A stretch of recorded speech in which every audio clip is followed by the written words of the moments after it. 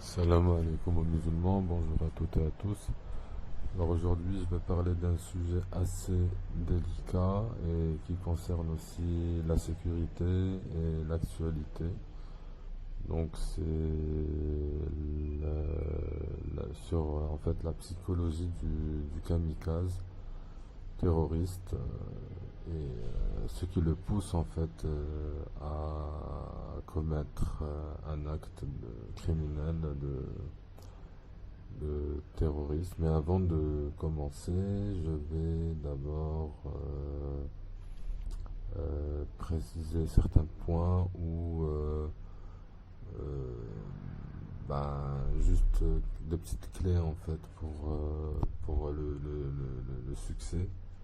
Donc entre parenthèses, d'abord pour être dans le succès et réussir, c'est qu'il faut tout d'abord en premier croire et faire les bonnes œuvres. Donc croire en Dieu, bien sûr, le Tout-Puissant, le Créateur de tout, et faire les bonnes œuvres, c'est-à-dire faire les bonnes actions, voilà, qui, comme bien sûr, ordonner le bien, condamner le blâmable. Donc même si c'est des petites actions, mais le plus important c'est déjà de commencer les petites actions plus petites actions. Donc ça fait quand même un ensemble d'actions qui peuvent apporter un bien à la société. Donc toujours, et l'un ne va pas sans l'autre. En fait, si vous voulez croire sans faire les bonnes actions, c'est pas bon. Et puis aussi, de l'autre côté, faire les bonnes actions et ne pas croire, là non plus, c'est pas bon. Parce que il n'y a pas les bons points en fait. Et ça sera pas compté demain le jour du jugement. Ensuite, pour avoir du succès, bien, il faut suivre les instructions divines. Donc là, il n'y a pas photo, c'est vraiment une question de croyance. Après, malheur à ceux qui ont pris d'autres chemins farfelus. Ensuite, être bon avec les parents et enfants, si vous en avez. Et ça, c'est très important parce que là aussi, ça fait partie en fait des bonnes actions. Être bon, même si eux, ils sont parfois mauvais ils font des choses inconsciemment, ils peuvent faire des erreurs aussi, c'est des êtres humains, mais quoi qu'il en soit, même si eux ils sont mauvais, vous soyez bon avec eux, surtout les parents. Et puis si vous avez des enfants aussi, il faut bien s'occuper d'eux, bien les éduquer, etc. Ensuite, pour avoir du succès, il faut être un fin stratège, c'est-à-dire développer de la stratégie sur court, moyen et long terme avant d'agir.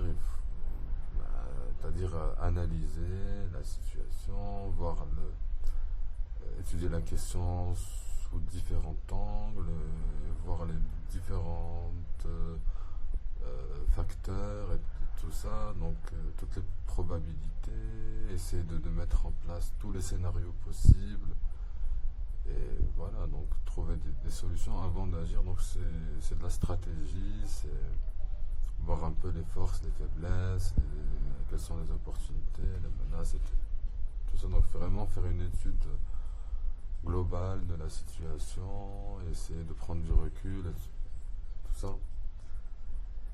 Donc la stratégie. Ensuite, en fait, nous avons qu'une seule vie sur Terre. Bien sûr, après, on va passer dans l'autre dimension, mais pour le petit parcours terrestre, je pense qu'il serait plus judicieux de réaliser son rêve et non pas celui des autres. C'est-à-dire réaliser son rêve, réaliser votre rêve, le ce pourquoi vous êtes fait, vous êtes doué. Et n'attendez rien des autres, parce que les autres ils vont forcément, et souvent c'est ce qui arrive, essayer de vous dissuader, de vous dire que c'est pas possible, ils vont chercher à, voilà, que ça soit de façon, euh, même parce que l'autre, c'est pas toi, il sait pas qu'est-ce que tu peux avoir comme don, donc il va juger sur la base de lui, de sa réalité à lui, qui n'est pas forcément la tienne. Donc réalisez vos rêves et non pas les rêves des autres, non pas celui des autres. Les autres, souvent les gens, ils vont rabaisser, ils vont essayer de manipuler pour leur intérêt. Chacun, il voit d'abord son intérêt. Voilà, donc faire tout pour faire ce pourquoi vous êtes fait, le plus doué, même si vous aimez pas forcément ce que vous faites, mais essayez de faire des efforts, d'avoir plus de courage, voilà, d'essayer de tenter au moins. Donc il faut tenter, il faut essayer, et puis insister, et puis se relever, et puis voilà, avancer, jusqu'à ce que on puisse réaliser le rêve, ou du moins la mission, le ce pourquoi, parce que chacun il est fait pour quelque chose.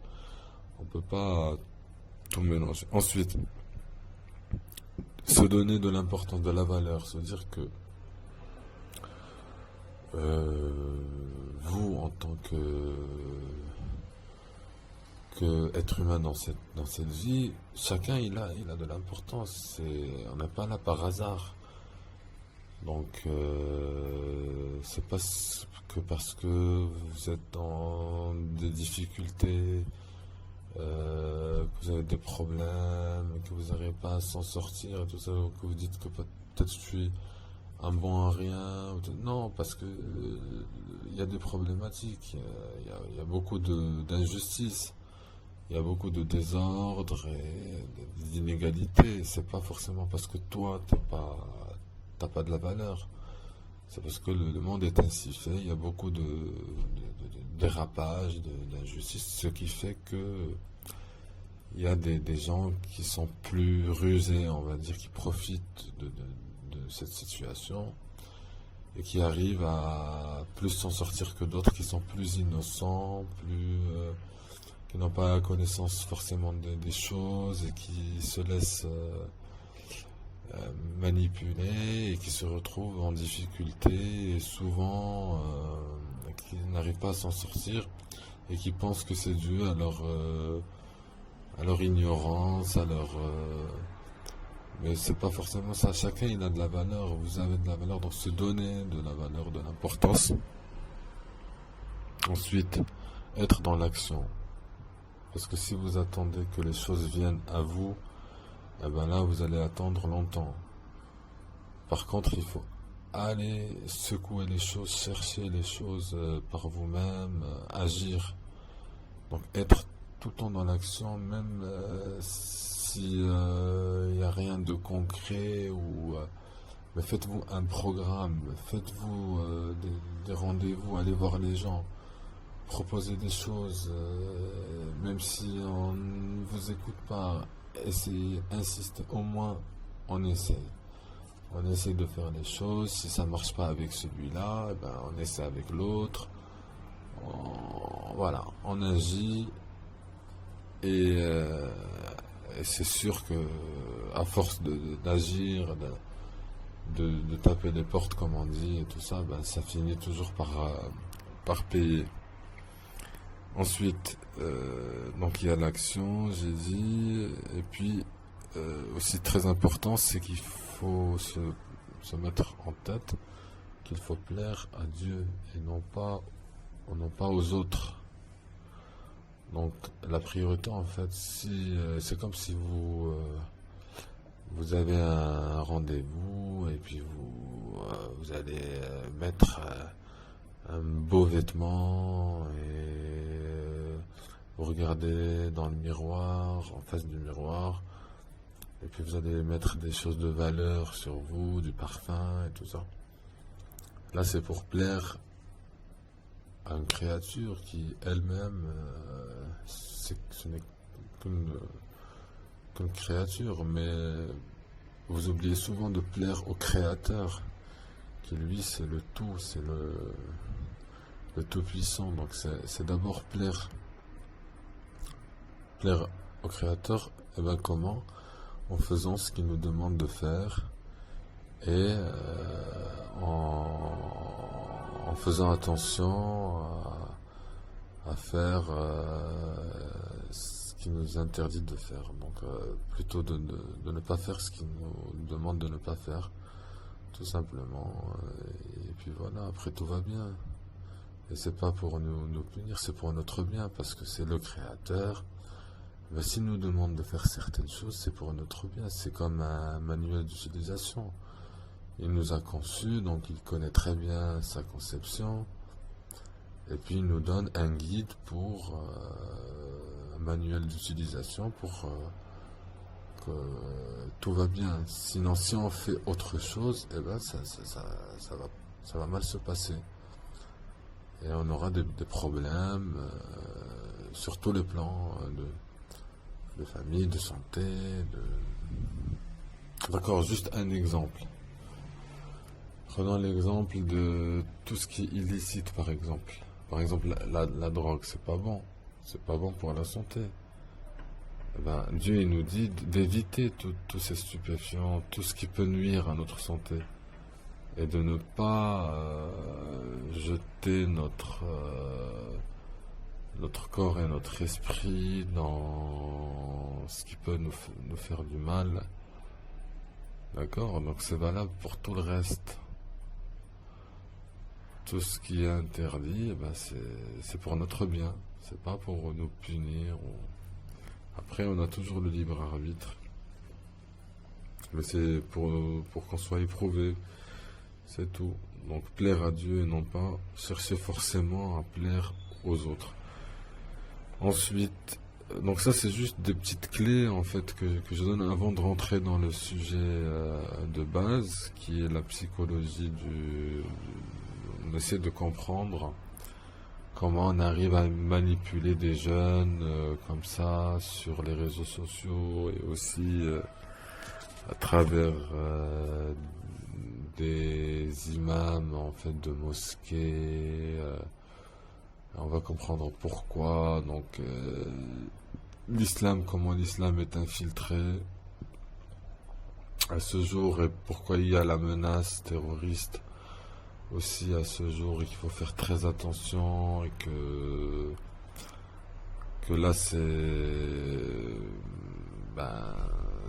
pas bon parce que tant que on n'arrive pas à bien comprendre, à analyser la situation et comprendre d'où vient le problème et le pourquoi du comment.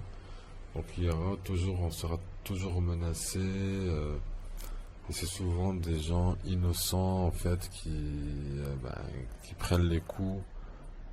Et donc il y a des massacres comme ça, des génocides. Et souvent c'est des femmes, c'est des hommes innocents qui n'ont rien à voir. Bon, on va essayer de détailler ça plus précisément, mais on va poursuivre un petit peu les petites clés.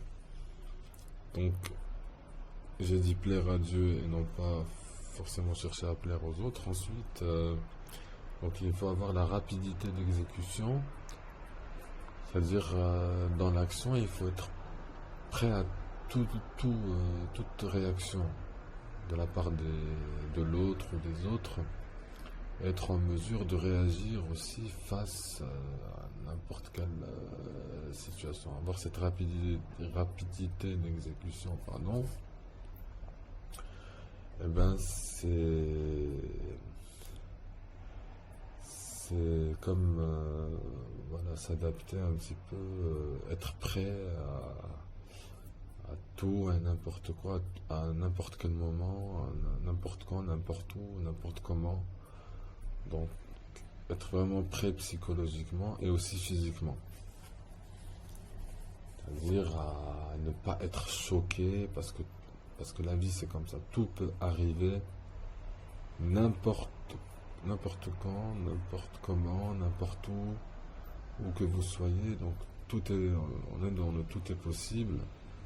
Donc vraiment être prêt psychologiquement et ne pas être choqué. C'est-à-dire déjà avoir un certain recul et être prêt à des nouvelles, peut-être qu'on ne s'attend même pas et qui peuvent subvenir à tout moment. Donc c'est du temps réel en fait, être vraiment prêt, paré en temps réel, de jour comme de nuit, face à une situation, donc pour le pire et pour le meilleur. Donc, quelle que soit la nouvelle ou l'événement qui peut se produire sur Terre, vous concernant directement ou de toute façon, on est tous concernés par ce qui se passe parce qu'on est tous reliés les uns les autres. Donc même ce qui se passe par exemple à l'autre bout du monde, eh ben, ça nous concerne d'une manière ou d'une autre. Voilà, donc rapidité d'exécution, anticiper aussi sur un peu avoir l'esprit d'anticipation sur les événements à venir, essayer de prévoir aussi tout ce qui peut être donc tous les imprévus. Voilà, donc calculer toujours, laisser une marge pour voilà, pour les imprévus, pour aussi en cas de voilà, de choses qu'on n'avait pas prévues auparavant. Donc ça c'est surtout sur l'aspect financier, quand on fait par exemple des calculs sur le mois, voilà, les charges, les machins, les sorties et rentrées d'argent. Après il y a toujours au moins une marge de 20%, je dirais, d'imprévu.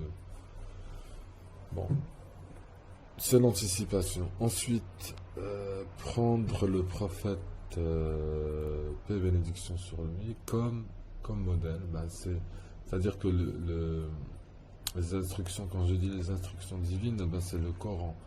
Le Coran, en fait, c'est comme si vous voulez, c'est des instructions en fait sur, je dirais, tous les aspects de la vie. Il y a aussi des phénomènes scientifiques, il y a des histoires des prophètes, d'autres prophètes, etc.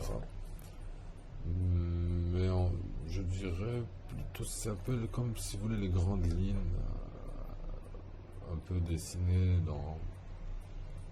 dans le Coran, et que le Coran il est préservé, donc c'est un message en fait qui est inviolable et qui est là, qui le restera jusqu'à la fin des temps. Donc là, même si tous les musulmans disparaissent, eh ben, l'islam il reste avec le Coran.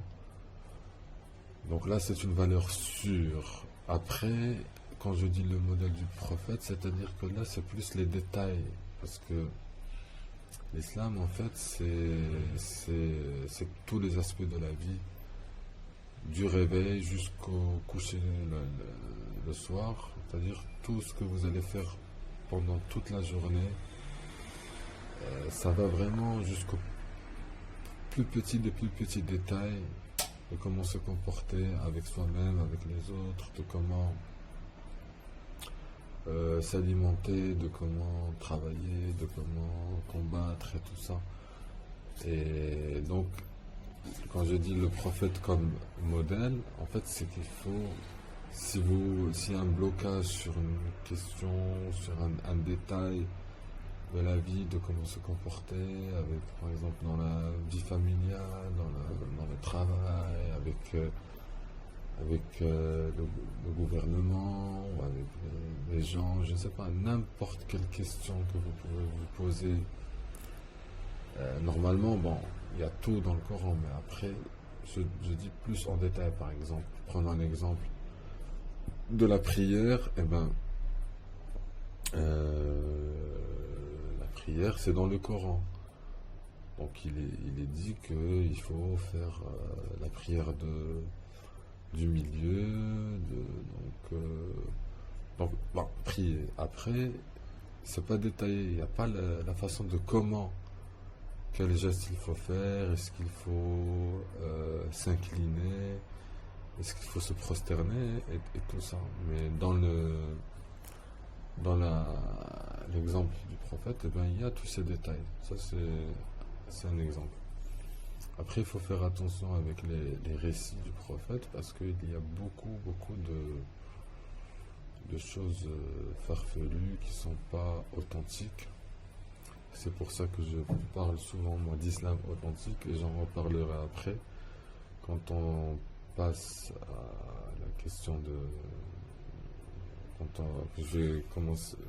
on finit d'abord les petites clés et on passe au sujet du kamikaze. Donc, là, je sais pas combien je suis de minutes, là, c'est plus de 20 minutes. Mais c'est juste pour vous dire que, bon, le sujet il est très délicat et très compliqué parce que la plupart des problèmes c'est dû à ça, parce qu'il y a beaucoup d'ignorance, il y a beaucoup de malentendus, de choses qui assez farfelues. Et bon, on y reviendra, je continue. Ensuite, il faut écouter son intuition, c'est-à-dire que quelqu'un qui est un bon croyant et qui est sincère dans sa démarche et qui n'est pas hypocrite, qui n'est pas associateur, qui n'est pas... Donc c'est quelqu'un en fait qui a une intuition assez développée et qui reçoit des messages, des informations en temps réel de comment se comporter. Parce que d'abord la religion en fait c'est au-delà en fait des actions, des actes de méditation, de prière, le fait de se prosterner, tout ça c'est bien, je ne dis pas que c'est pas bon, mais c'est d'abord le bon comportement avec les gens.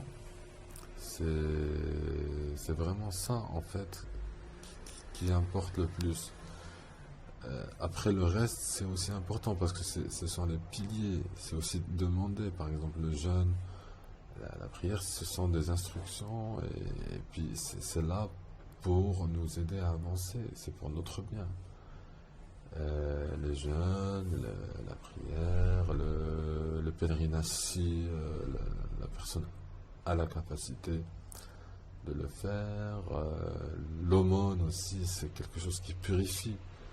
Dans l'instant, on croit que bon, on perd quelque chose quand si les circonstances le permettent et on a les moyens de donner à l'autre, alors pourquoi pas?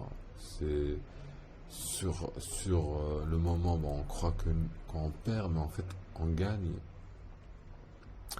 Parce que quand vous donnez, eh ben, ça purifie un peu, et surtout aux plus nécessiteux.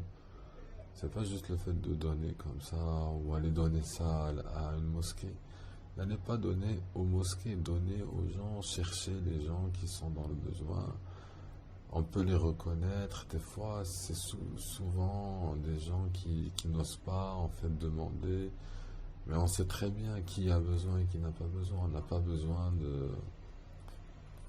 de voir la personne, d'attendre jusqu'à voir la personne souffrir.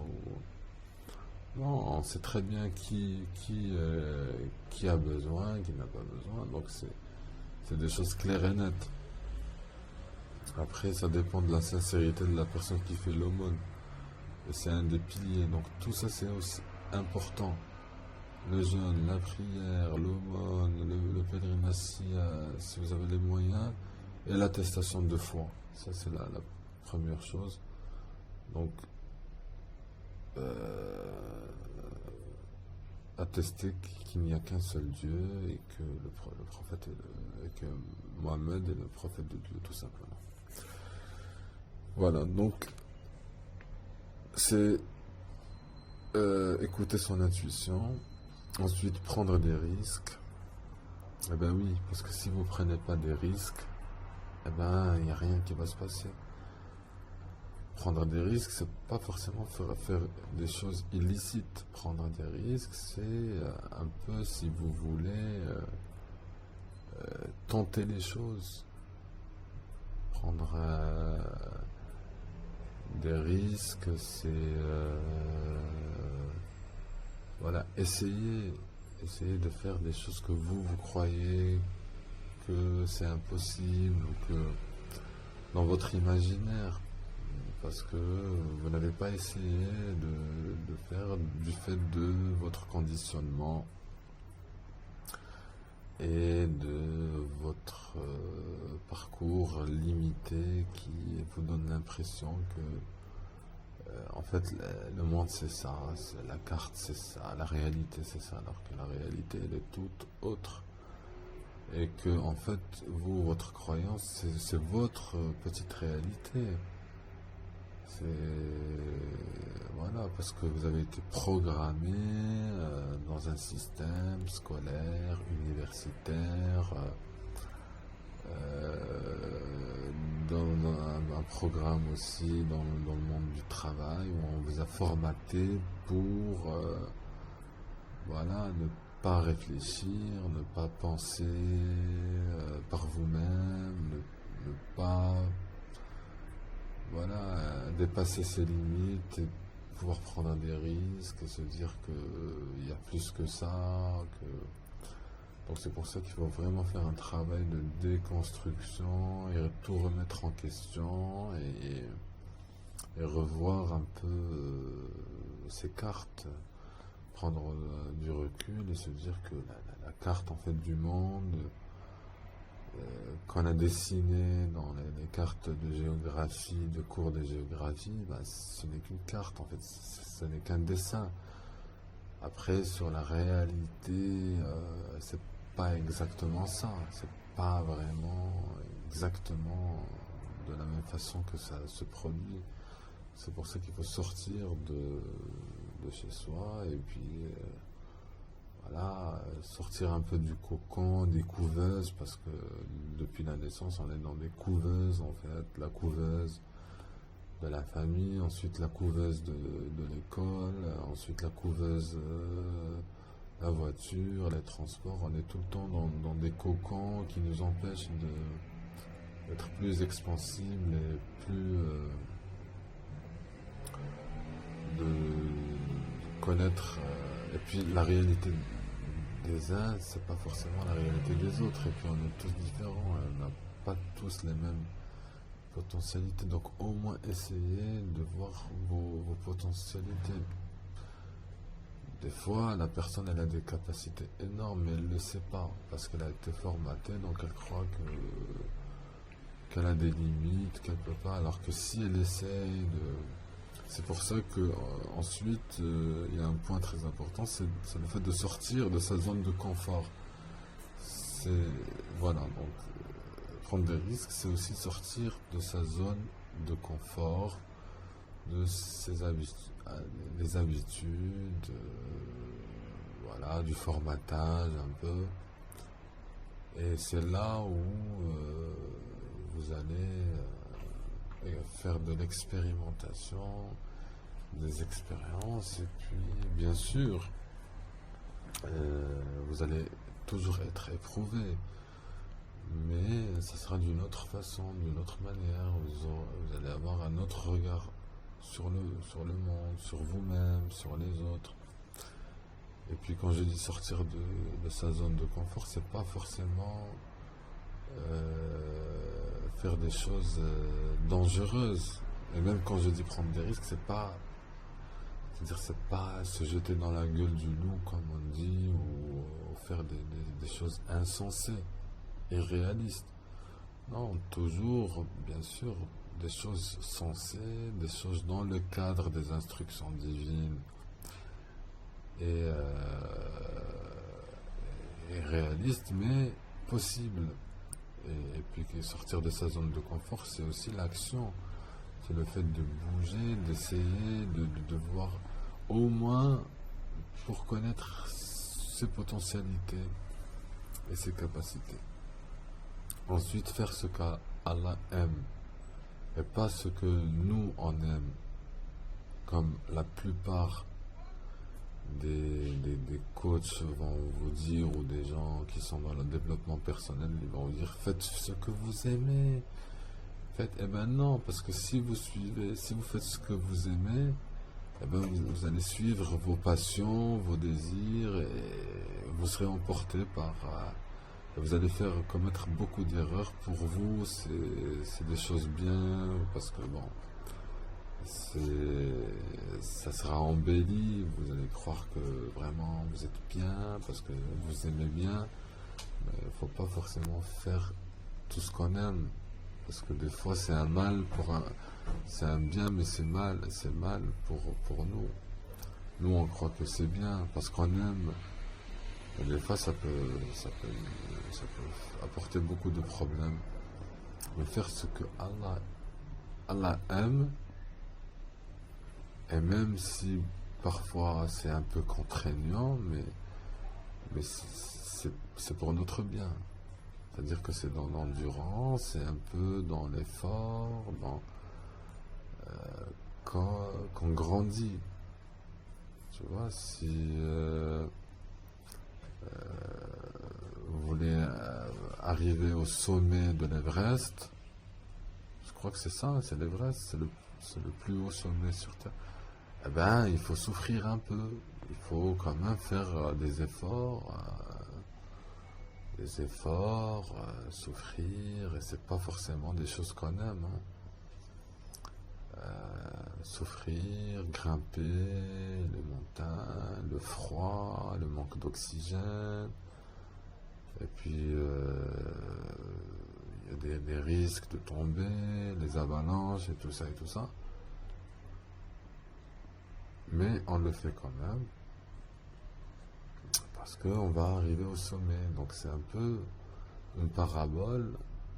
Allah, il veut pour nous l'excellence. Il veut pour nous quelque chose de meilleur dans notre dimension. Parce que là, c'est que la terre, c'est que le parcours terrestre. Donc il veut qu'on soit éprouvé. Et c'est surtout les gens que Allah il aime le plus, qu'il éprouve le plus en fait. Qui sont les plus éprouvés, qui sont souvent en difficulté, qui n'arrivent pas à s'en sortir, etc. Donc c'est pour ça que c'est dans la patience aussi, parce que la patience c'est une belle vertu, et aussi dans l'endurance et dans l'épreuve et dans les choses qu'on n'aime pas forcément. Mais c'est pour notre bien, parce qu'on va souffrir un peu sur Terre, sur notre parcours terrestre en fait, qui représente même pas une seconde, même pas un clignement des yeux,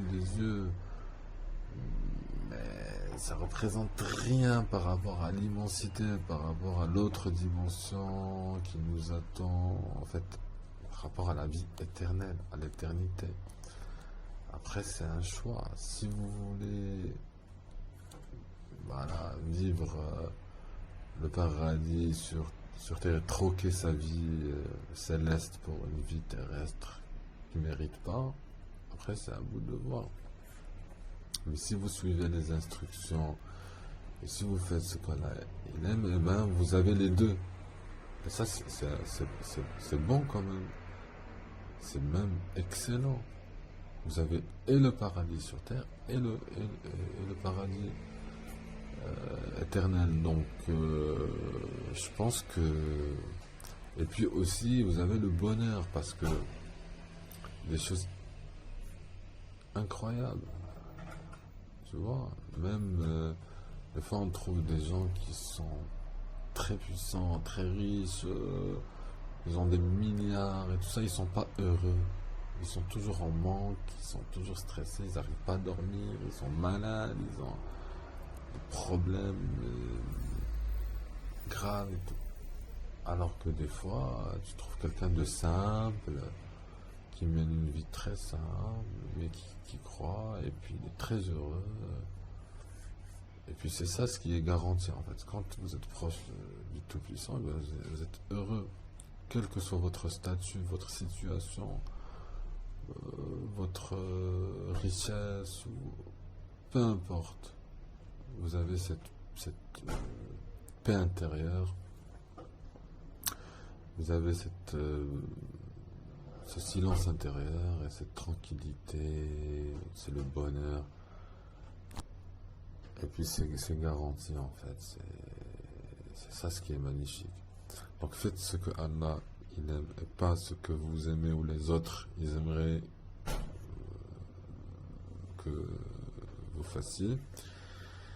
Donc ne vous laissez pas humilier ou rabaisser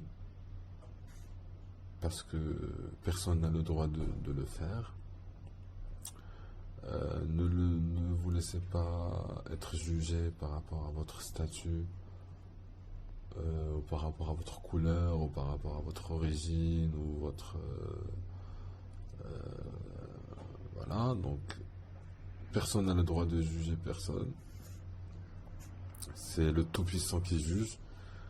Ensuite, être autodiscipliné, c'est-à-dire se donner une discipline, être vraiment quelqu'un de discipliné, voilà. Donc avoir un programme, et le meilleur programme, moi je vous le dis, c'est le programme divin. C'est le programme gagnant, c'est le programme qui vous garantit tous vos droits. C'est le programme en fait qui vous donne de l'estime, qui vous donne votre dignité, tous vos droits en fait d'être humain. Et si vous suivez tout autre programme, eh ben, vous êtes dans l'illusion, vous êtes vous êtes à côté de la plaque, comme on dit. Ensuite, ne jamais abandonner, donc toujours se relever à chaque fois qu'on essaie de vous descendre, parce que c'est des choses qui se répètent en fait, c'est l'histoire qui se répète. Eh ben, on va toujours essayer de vous descendre, de vous tirer vers le bas. Eh ben, vous, on n'abandonne jamais, de toute façon, on n'a pas le choix. Même si on nous casse les pieds, voilà, on nous tire vers le bas à chaque fois qu'on essaie de se relever, qu'on se relève et qu'on essaie d'avancer, et l'histoire qui se répète, et voilà, on essaie de, voilà, toujours se relever, ne jamais abandonner, ne jamais ne pas se lamenter. Donc, ça sert à rien de se plaindre aux autres, parce que les autres, ben, ils peuvent rien ni pour ni contre vous, hein. C'est le Tout-Puissant qui décide. Lamentez-vous plutôt, demandez au Tout-Puissant si vous avez besoin de quelque chose, si vous avez besoin de pleurer ou de vous plaindre, et bien plaignez-vous au juge, au Tout-Puissant. Voilà, donc c'est aussi simple que ça. Ensuite, ne pas se laisser abattre non plus. Donc se défendre, c'est la loi du talion, œil pour œil, dent pour dent.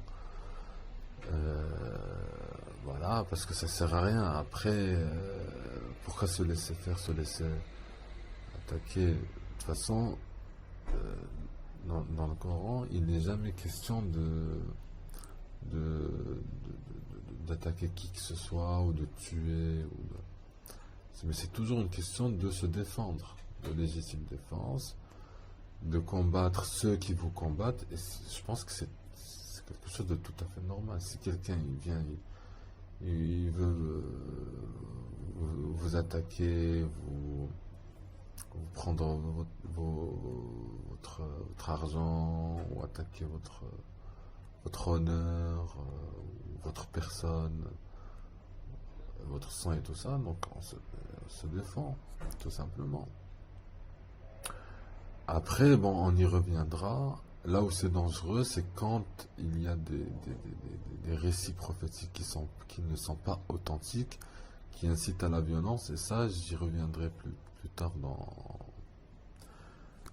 Là, je crois que cet audio, il va être un peu long, mais c'est très important. Moi, j'ai fait cette introduction, c'est justement pour que vous écoutiez, en fait, ces clés du succès, et pour rentrer ensuite, tout de suite après dans le sujet. Donc j'ai bientôt fini. Ensuite, donc toujours dans cette série de clés du succès, ne pas se laisser intimider et manipuler. Et ensuite être réaliste. Donc ça je l'ai déjà dit quand j'ai parlé de sortir de sa zone de confort. Être réaliste en fait dans ses actions, ses faits et gestes, tout simplement. Ensuite, penser comme un gagnant. Ensuite, prendre des décisions. Donc, savoir faire des choix. Donc, il n'y a pas besoin de trop laisser traîner les choses. C'est bon, on agit. C'est vraiment, il faut être rapide dans ses choix et tout ça. Parce que là, le monde, il bouge, ça évolue d'une façon très accélérée, ça change. Le monde il est en constante évolution et les choses changent et évoluent, donc il faut vraiment se mettre à jour et être aussi dans cette évolution, sinon on recule, sinon après vous êtes dépassé et puis vous dites ça y est, c'est trop tard. Après il n'est jamais trop tard, mais au moins il faut être à jour, il faut être au courant, bien informé, bien instruit, bien initié. Et puis c'est pas compliqué. Donc si vous suivez ces clés là, eh ben, vous allez vraiment être à jour et même vous allez être au top niveau dans tous les aspects de la vie. Ensuite, s'entourer des meilleurs. Donc voilà, une fois on a compris que on est tous interconnectés, on a tous besoin les uns des autres. Ben, s'entourer des meilleurs, il y a des spécialistes dans tous les domaines. Moi par exemple, ben, j'ai beaucoup de connaissances en religion de l'islam, dans les questions de lutte contre le terrorisme, contre l'ignorance, contre voilà, donc tout ça. Et puis il faut se dire qu'il y a des spécialistes dans tout, dans l'économie, dans la comptabilité, dans la médecine, dans les relations internationales, dans le droit, dans chaque domaine il y a des spécialistes. Dans la recherche scientifique, dans la politique, je ne sais pas, moi, dans les mathématiques, bon, il y a tout, hein, dans la construction, voilà, l'ingénierie informatique, etc., etc. Donc, s'entourer des spécialistes, et, voilà, toujours, ça sert toujours d'avoir des avis comme ça de gens spécialistes. Ensuite, résister à la pression. Donc, il y aura toujours des gens qui vont être jaloux, qui seront pas contents du fait de votre réussite et d'excès.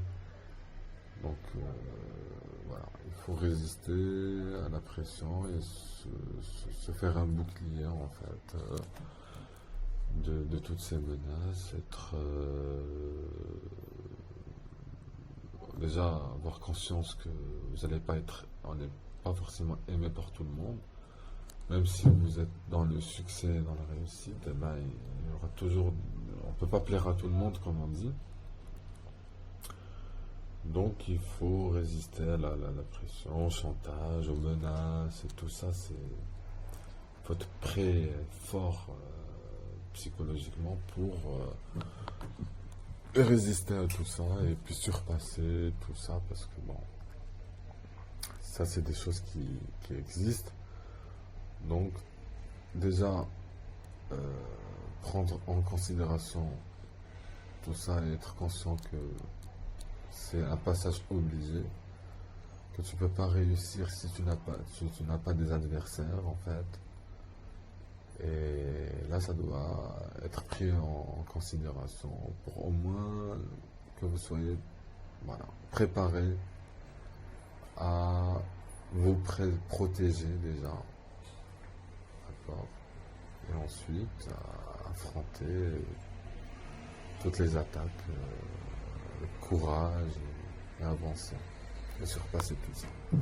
Ensuite, s'adapter au changement et évoluer. Donc, dans cette faculté d'adaptation et de se dire que nous sommes en évolution, que le temps passe, que les années passent. Et plus le temps passe, plus on se rapproche vers la destination finale. Ça, si tout se passe bien, après, bien sûr, la destination, c'est-à-dire l'autre dimension, bah, ça peut arriver à n'importe quel moment. Mais là, je parle de manière globale. Si on part sur en fait un parcours, on va dire, ordinaire, il y a l'âge, des âges, en fait, plus on avance en âge, plus on est proche du passage de l'autre côté, dans notre dimension. Dimension qu'on n'a pas encore idée de... Bon, c'est vrai qu'il y a eu des expériences, des gens qui sont partis, sont revenus, mais après, c'est pas exactement ça. Parce que l'autre dimension, c'est là, de la façon de comment on est conçu, on n'a pas la faculté, même pas d'imaginer comment c'est, en fait, de l'autre côté.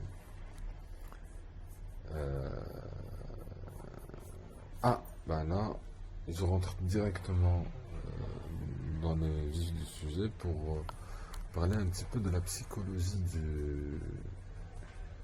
du kamikaze. En fait, c'est d'abord, comme j'ai dit, Dieu, en fait, dans le Coran c'est une valeur sûre.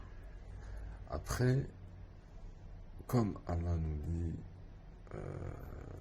de suivre aussi le prophète, c'est-à-dire à plusieurs reprises, donc il incite les croyants sincères donc à croire et faire les bonnes œuvres. Et bien, pour faire les bonnes œuvres, c'est d'abord avoir un bon comportement. Et pour avoir un bon comportement, il faut un exemple sur lequel on peut se baser.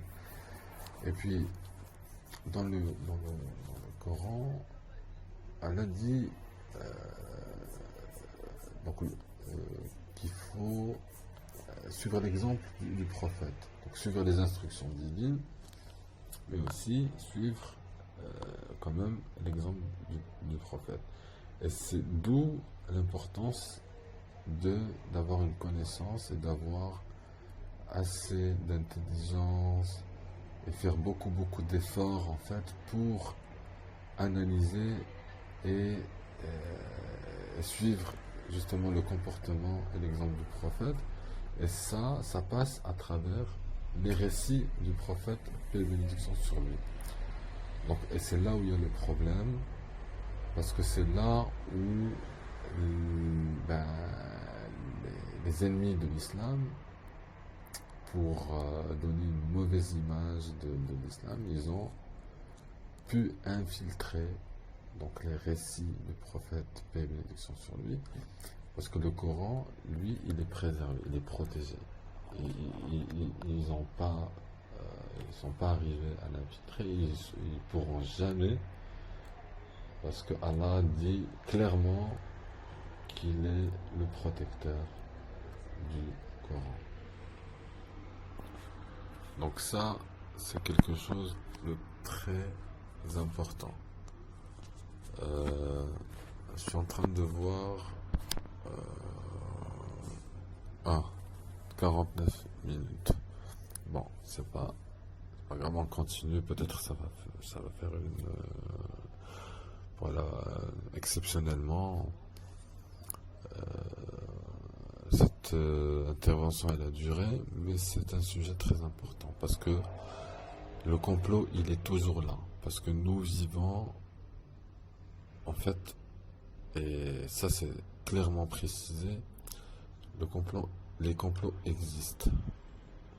D'accord? Tout comme il y a des forces en fait obscures qui bossent pour la destruction, pour créer les malheurs, les tensions, les inégalités. C'est pour ça d'ailleurs qu'il y a toutes ces inégalités, toutes ces guerres, tous ces problèmes dans le monde et toute cette injustice, et ce problème de tout genre. Ce qu'il faut comprendre, c'est que, en fait, comme j'ai dit, donc le Coran, c'est une valeur sûre. Et la preuve, c'est que il est présent partout dans le monde. Là où vous allez sur Terre, dans n'importe quel pays, vous allez trouver le Coran. Il est là dans les mosquées, et c'est le même. Et il transcende le temps et l'espace. Donc là, c'est une preuve que c'est un message, en fait, qui est valable pour tous les... pour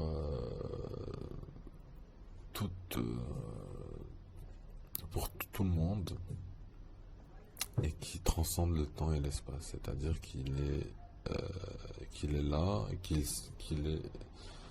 qu'il est bon pour n'importe quel endroit, n'importe quelle situation, n'importe quelle créature, n'importe quelle époque, et ce jusqu'à la fin des temps.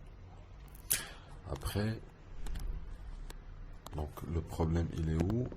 Et le Coran il n'est jamais violent, hein, il n'est jamais violent.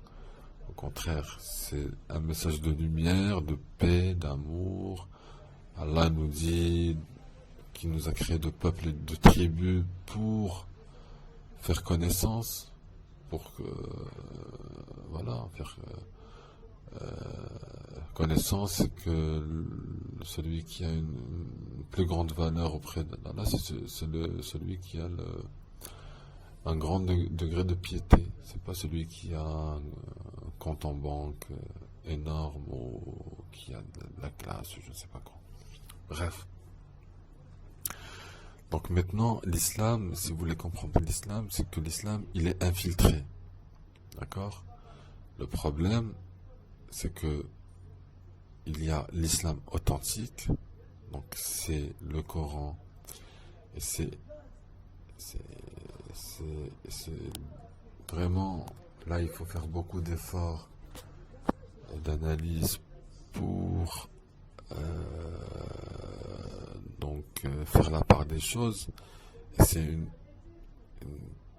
une minorité je dirais, de récits prophétiques aussi, qui sont bons, je dirais, et qui n'ont pas été infiltrés. Parce que quand je dis l'islam il a été infiltré, c'est surtout au niveau des hadiths, c'est surtout au niveau des récits du prophète, qu'il y en a une tonne en fait qui sont là, et c'est là où ça crée des problèmes, parce que le monde musulman, je dirais entre parenthèses les pays dits musulmans, là où est pratiqué l'islam, eh ben, c'est souvent que les gens prennent en considération ces hadiths farfelus qui ont été bidouillés et puis modifiés, et puis c'est là où rentre en jeu toute cette problématique de terrorisme islamique et de gens qui se font exploser. Dieu il dit jamais d'aller tuer des gens innocents, que ce soit dans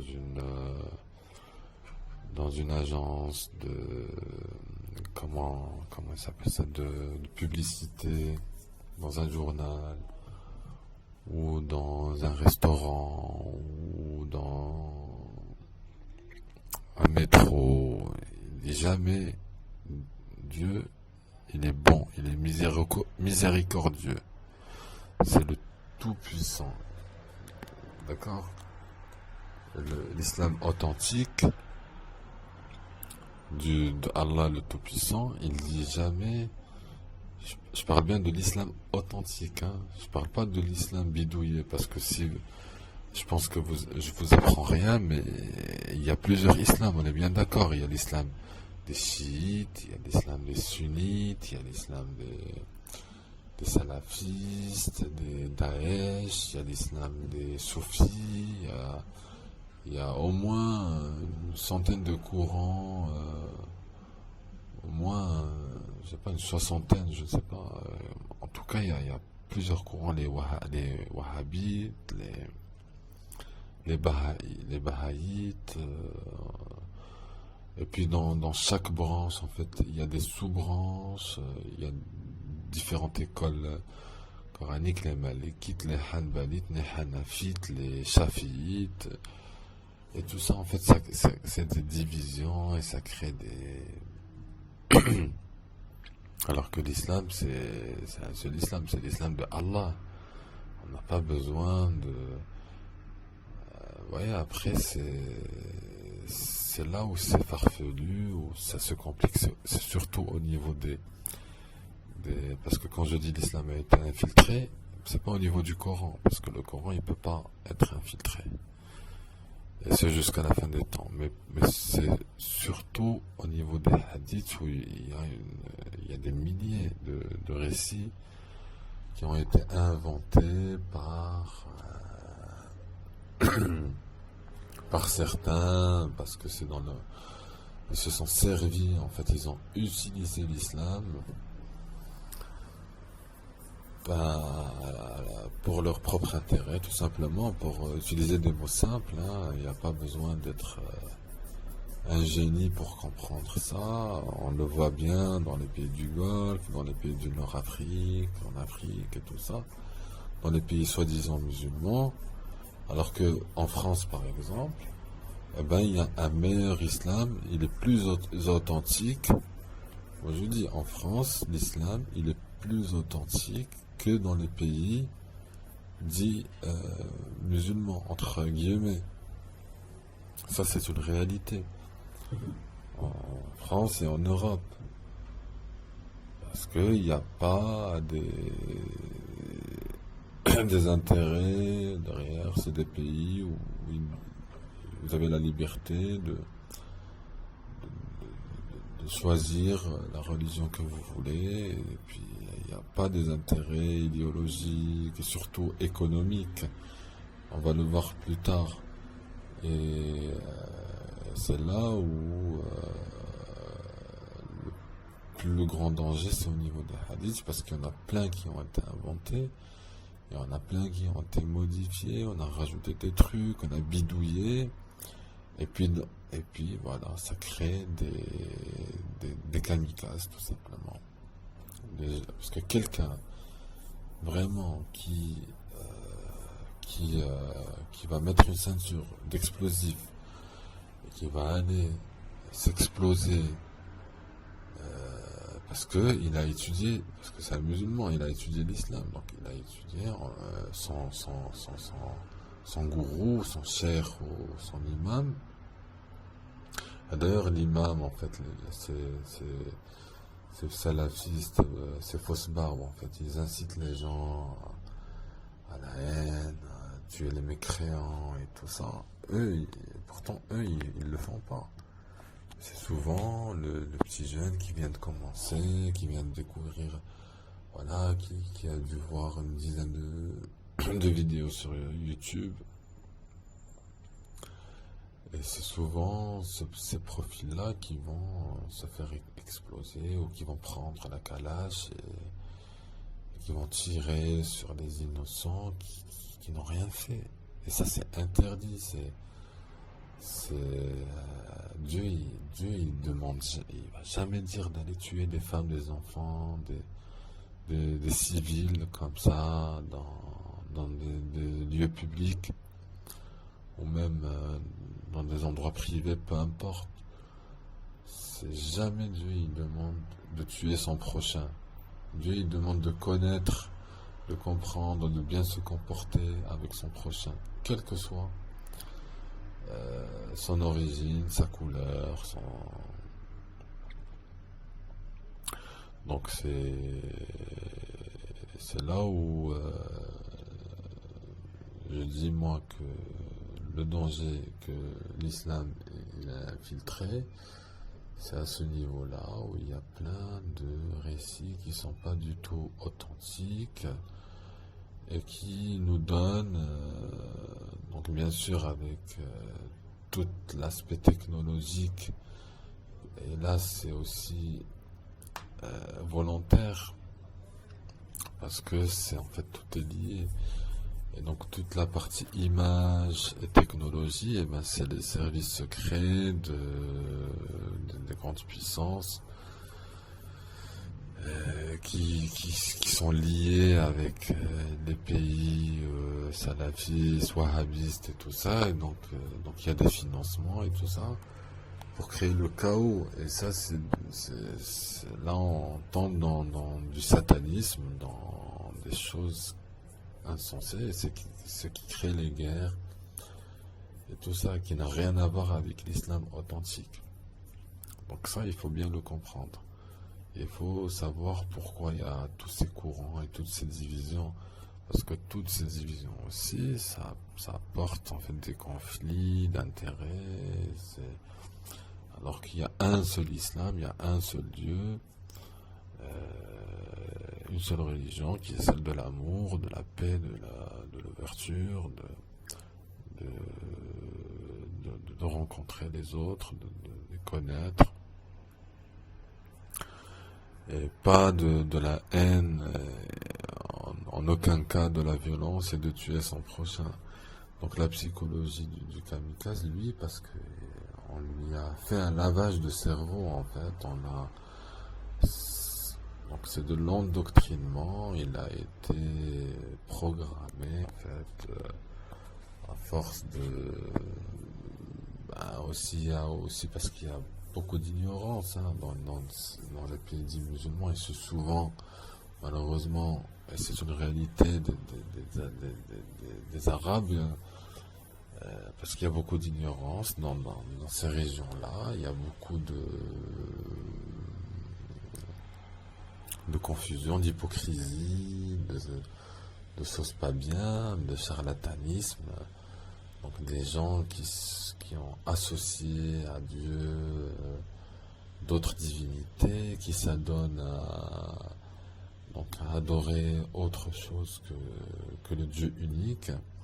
Et c'est ce qui crée donc de la dépravation, de la dégénérescence et puis du terrorisme. Un terrorisme que souvent touche les gens les plus innocents, même si la personne elle est mécréante, on n'a pas le droit de là-dessus, parce que peut-être Allah, s'il veut, peut-être qu'aujourd'hui elle est un peu, on va dire, égarée, ou peut-être qu'elle n'a pas encore eu l'occasion de prendre un temps de réflexion. Peut-être que Allah la guidera à la fin de son parcours, et que toi, le musulman qui croit avoir tout compris et qui se croit au-dessus des autres, peut-être qu'à la fin, Allah renversera ton cœur et tu finiras mécréant.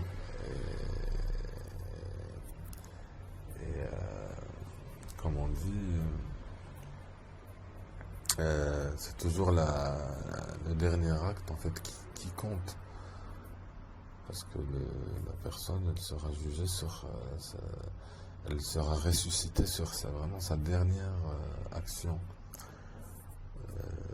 Donc le terroriste lambda en fait qui se fait exploser, parce que vraiment il faut le faire, hein. Parce que lui, dans sa psychologie, en fait, il a tellement été embourbé que lui, il croit qu'il va aller rejoindre les 72 ou 73 vierges au paradis. Et que voilà, donc son objectif, c'est de se faire exploser, d'emporter avec lui un maximum. Donc c'est comme ça le hadith, en fait, les hadiths de, qui incitent les gens à se faire exploser, ben c'est ça, on dit que c'est de la pénétration, en fait, qu'il faut, donc en arabe c'est inrimas, donc faites des recherches sur les hadiths de kamikaze en islam. C'est inrimas al-adou, c'est-à-dire pénétrer l'ennemi. Donc c'est une pénétration forcée avec des charges explosives ou un armement donc assez lourd pour l'objectif c'est d'emporter un maximum avec soi. C'est-à-dire toi tu vas te faire exploser, mais en même temps il faut vraiment arriver à emmener avec soi un maximum.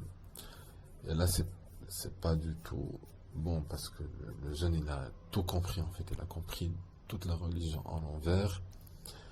Et c'est souvent aussi des gens qui ont été manipulés, qui ont été utilisés. Et moi je vous dis, les plus dangereux maintenant, ce sont ceux qui modifient, qui jouent avec la religion, avec l'islam authentique, qu'ils arrivent à manipuler. Donc les plus dangereux, moi je vous dis, c'est là où vient le problème, parce que la menace, elle est toujours réelle. Tant qu'on n'a pas mis un terme, c'est pas en mettant un terme à l'islam qu'on va régler le problème, parce que comme je vous dis, même si on élimine tous les musulmans, l'islam, il va rester jusqu'à la fin des temps. Ça, il faut vraiment comprendre ça et bien se mettre ça en tête. Ce n'est pas une solution. La solution, ce n'est pas non plus de s'acharner sur l'islam ou d'essayer de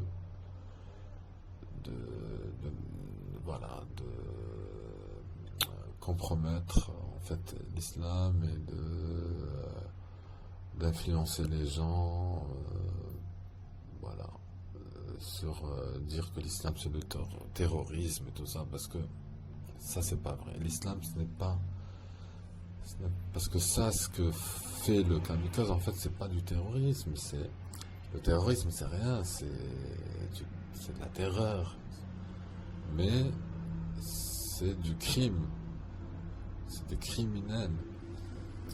Et les vrais criminels, en fait, c'est ceux qui les poussent à commettre ça. C'est ceux qui leur ont fait le lavage de cerveau, et c'est ceux qui financent, qui leur financent, en fait, leur parcours, et puis les armes, les vrais criminels, en fait, c'est ceux qui sont derrière ces opérations. Et ceux qui sont derrière ces opérations, moi je vous dis, ce sont ceux qui modifient la religion et qui financent, tout simplement. Et bien c'est qui? C'est tous ces groupes, en fait, qui ne sont pas le groupe authentique. Tous ces courants et ces mouvements d'innovation et de satanisme, parce que là on tombe dans du satanisme, et tous ceux, en fait, qui font ça pour des intérêts de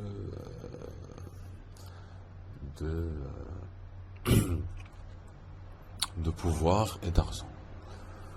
Eh ben, c'est pas compliqué aujourd'hui.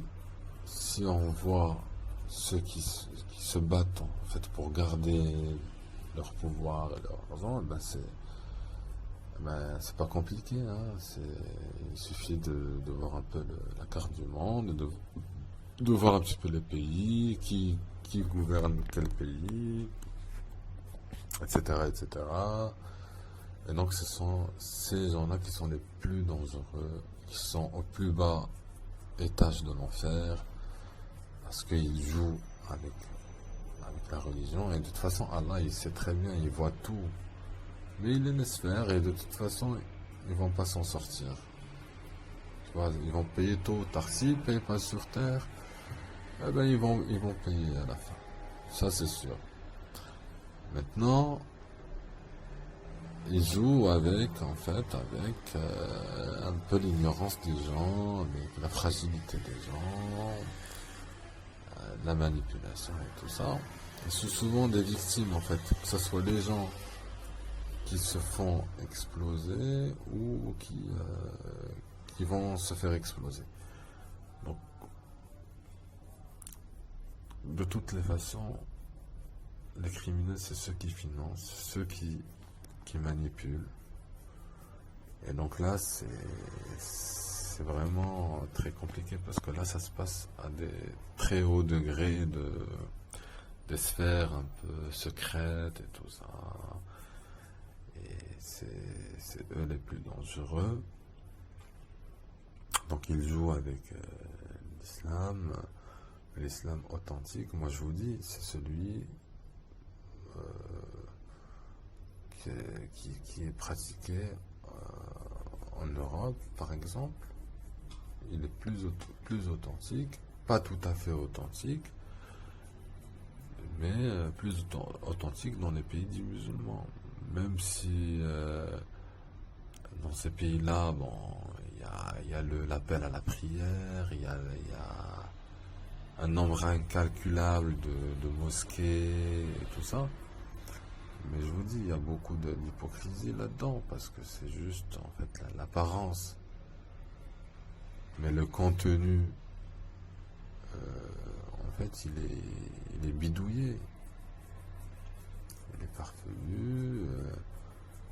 C'est pas l'islam authentique.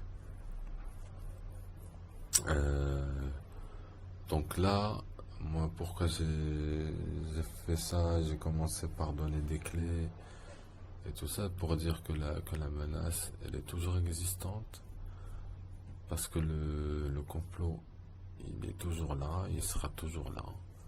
Donc c'est juste pour faire attention et connaître la source, en fait, du problème.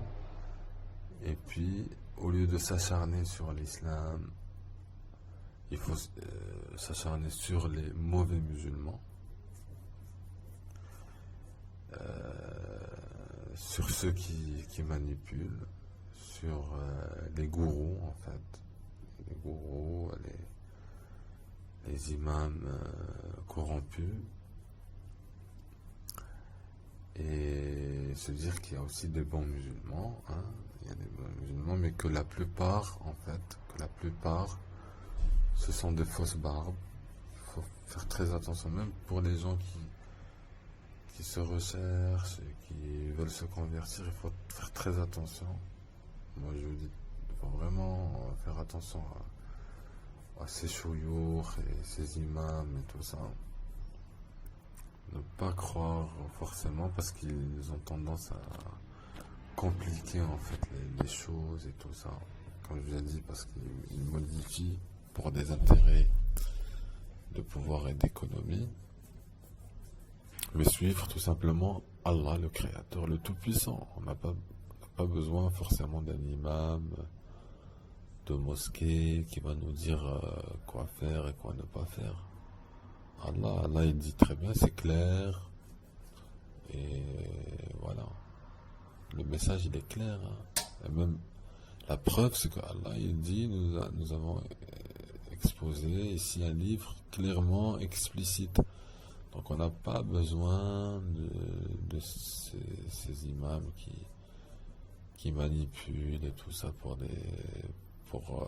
le compte de leur chef, qui les paye, parce qu'ils sont tous payés, hein. Eux, ils ont un salaire.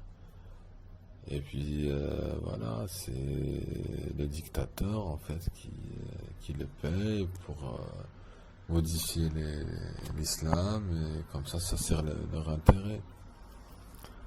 Donc là, il faut faire très attention. Et puis moi, pourquoi maintenant moi je fais ça? Parce que je me dis que je dois faire quelque chose, parce que j'ai des connaissances et j'ai pas envie qu'il se passe encore des actes de violence comme ça, parce que moi ça me fait mal au cœur et je sais très bien d'où vient la source. Donc là, pour moi, en fait, ce qu'il faut faire, c'est trouver la solution, et la solution, c'est d'éliminer tout simplement tous ces islams de manipulation et de violence, de terrorisme, et voilà, et de connaître l'islam authentique. Et la solution, c'est en fait, d'aller à la source du problème, tout simplement, et de nettoyer, je dirais, de faire de bien désinfecter, en fait, au moins pour stopper l'hémorragie. Donc, on va à la source et on déracine, en fait, tous ces islams de banditisme, de crimes organisés. Et là, bon, moi j'ai quand même une idée des liaisons, parce qu'il y a en fait, il y a les extrémismes, en fait, aussi, toutes sortes d'extrémismes qui sont reliés les uns et les autres, et qui nous fabriquent, en fait, des petits démons qui vont aller s'exploser, faire les kamikazes, de par leur ignorance, leur folie. Et voilà, parce qu'ils veulent faire l'amour avec des vierges au paradis. Alors qu'il n'en est rien du tout. C'est seulement qui crée des malheurs. Et les plus dangereux, c'est ceux-là, en fait, c'est ces extrémistes, ces liaisons dangereuses qui se passent parfois à des très hauts niveaux, des gens très haut placés. Bon, moi je ne veux pas rentrer là-dedans, mais c'est très très compliqué, parce que c'est quand même, il y a des intérêts énormes, ça se chiffre à des milliards et des milliards de dollars, et aussi pour de la puissance, pour du pouvoir. Des gens qui sont prêts à tout, pour avoir du pouvoir. Donc ils s'allient avec tous les démons et et puis c'est toujours, en fait, les plus doux, les plus innocents, les plus beaux, les bons qui subissent. Mais bon, ça c'est que la vie terrestre.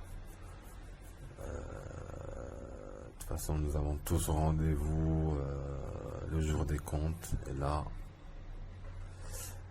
là ça va payer cher, ça va, de toute façon. Déjà, Allah promet aussi, même sur terre, il y aura en fait un renversement de situation, et pour les croyants sincères, en fait, ils sont victorieux sur terre et là-haut, donc il n'y a pas à craindre. Mais pour revenir au sujet, donc il faut vraiment déraciner et stopper cette hémorragie. Moi j'ai la solution. Après il me faut des outils, il me faut personnellement là tout de suite, bon, c'est quelque chose qui paraît incroyable, mais moi je sais que tout est possible, et c'est pour l'intérêt général. Moi j'ai pas envie qu'il se passe des malheurs dans un pays où je suis en évolution, où on respecte les valeurs de l'être humain et tout ça. Donc c'est vraiment, il faut stopper avec toutes ces dictatures qui encouragent, en fait, ces courants de pensée, qui même financent les cours et l'infiltration de l'islam. Donc aujourd'hui, moi je sais que il y a un seul courant, en fait, qui est victorieux, et c'est celui de Allah, c'est l'islam authentique, c'est le Coran. Après il faut faire beaucoup d'efforts, de bien filtrer en fait sur les récits pour en garder que quelques-uns qui vont dans le sens du Coran et qui sont pas compliqués, qui sont pas là pour compliquer la chose, parce que souvent en fait ce que font ces dictateurs, et ben ils payent des imams pour compliquer le message et tout ça et faire croire que attention, il faut faire ça, il faut... Et donc ça donne des profils comme Daesh et tout ça qui sont explosés. Et ça vient des gouvernements, ça vient aussi de ces créatures très dangereuses. Et donc en fait, ce terrorisme et ces kamikazes qui sont ces criminels, en fait, c'est un mélange de liaisons dangereuses, comme je l'ai dit, d'extrémisme, alors que Dieu, en fait, l'islam authentique, c'est la voie du milieu, toujours, c'est la voie de l'équilibre, c'est pas tomber dans les excès, parce que de toute façon, l'excès, c'est pas bon. Toute forme d'excès dans tout, c'est pas bon. Et ben là on a des gens qui se croient musulmans plus que les autres, qui sont tout compris, et qui vont se compliquer la vie déjà à eux-mêmes, et ils vont compliquer la vie de leurs proches, parce qu'ils sont rentrés dans l'islam, ils ont été manipulés, endoctrinés, et ils sont entrés par la mauvaise porte, et du coup ils sont vite tombés entre les mains d'extrémistes dangereux criminels. Et donc ils sont devenus des extrémistes dangereux pour eux-mêmes déjà, parce qu'ils se compliquaient la vie, parce que ça y est, ils sont plus dans la réalité, ils sont dans leur délire de Islam, attention, il faut machin, il faut... Voilà, et ils se compliquent, il faut pas toucher machin, bon. Après, ça y est, ils sont déjà des morts vivants parce qu'ils se compliquent tellement les choses avec l'ignorance et avec les programmes et tout ça, que c'est des morts vivants parce que c'est bon. Tout est interdit, tout est... Et en plus de ça, ils deviennent très violents, très, très dangereux.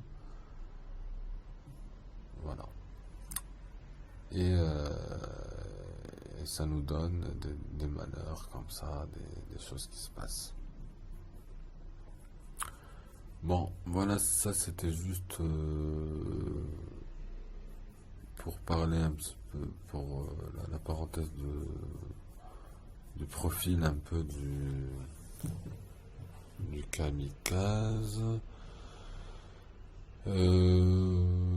Donc il faut faire beaucoup d'efforts, hein. C'est pas juste comprendre la problématique comme ça, parce que tout est lié, hein. Il faut voir un petit peu, analyser la chose dans son ensemble, et puis nettoyer donc à la source du problème, ceux qui sont vraiment derrière ces actes de terrorisme, et à ce jour, c'est pas fini parce que eux ils veulent pas en finir. Pour eux, ils sont prêts à tout, hein, pour garder leurs privilèges, quitte à écraser tout le monde, à endoctriner tout le monde, à tuer tout le monde. Donc voilà, je termine là-dessus. Bon, j'avais aussi des choses à dire. Je sais pas, là je suis un peu parti sur autre chose. Bon, j'ai dû oublier quelque chose, mais c'est pas grave, ça fait rien parce que j'y reviendrai pour une prochaine intervention. De toute façon, nous, on est là, je suis là, j'ai pris cette décision de combattre le mal sous toutes ses formes. Et pour moi, ce terrorisme, d'aller tuer des gens innocents, pour moi, c'est une forme de mal, en fait. C'est pas bon. C'est un crime contre des humains. Après, ça, s'ils sont croyants ou mécréants, de toute façon, on ne sait pas, parce que le gars qui s'explose comme ça dans la foule, qui lui dit que tous sont mécréants? Hein? Parce que bon, c'est un restaurant, il y a de l'alcool, oui, peut-être il y a de l'alcool, mais ça veut pas forcément dire que le gars il est mécréant. Il peut être croyant et puis bon, il a été un peu influencé par ses amis, il s'est dit bon, une fois, ça va, bon. Et peut-être qu'Allah, il peut lui pardonner. Après, même après avoir été au bistrot, après avoir bu, peut-être, là, s'il veut, il peut lui pardonner tout de suite après. Si la personne en question, elle se repent et se... D'accord? Et puis une voie publique, d'aller écraser les gens avec un bus, je sais pas, un camion. Alors, qui dit que tous sont mécréants? C'est pas forcément le cas. Donc c'est là où on voit que ça n'a rien à voir avec l'islam authentique, hein. Ça, je le répète, et j'en suis persuadé, parce que moi, je connais très bien le message, en fait. Il n'est jamais question d'aller tuer des gens comme ça. Après, vous allez me dire, il y a des versets qui parlent de tuerie. Non, jamais. Il n'y a pas de verset. Et tous les versets, en fait, c'est combattre. C'est combattre d'abord son nefs, son âme. C'est le djihad, c'est-à-dire c'est le combat contre soi-même d'abord, contre ses pulsions, ses désirs, en fait, contre le mauvais moi, on va dire. Après, combattre ceux qui te combattent. Et ce que je trouve tout à fait logique. Après, le problème, c'est que c'est vrai que dans les hadiths, il y a la tuerie. Ouais, ça je peux être d'accord. Mais c'est des hadiths farfelus. C'est des hadiths, c'est des récits qui ont été inventés par ces criminels dont on a parlé auparavant, qui cherchent le pouvoir et l'argent, qui ont déjà assez de pouvoir, qui sont déjà à la tête de pays, de machin. Donc ce sont eux les plus dangereux. Donc c'est vrai que dans les hadiths, donc à ne pas confondre. Et ça, c'est pas l'islam. Ça, c'est des choses inventées, c'est des histoires. Donc dans les hadiths, effectivement, dans les récits, effectivement, il y a la tuerie, tuer les mécréants, tuer les juifs, les chrétiens, voilà, tous ceux qui sont pas comme ça.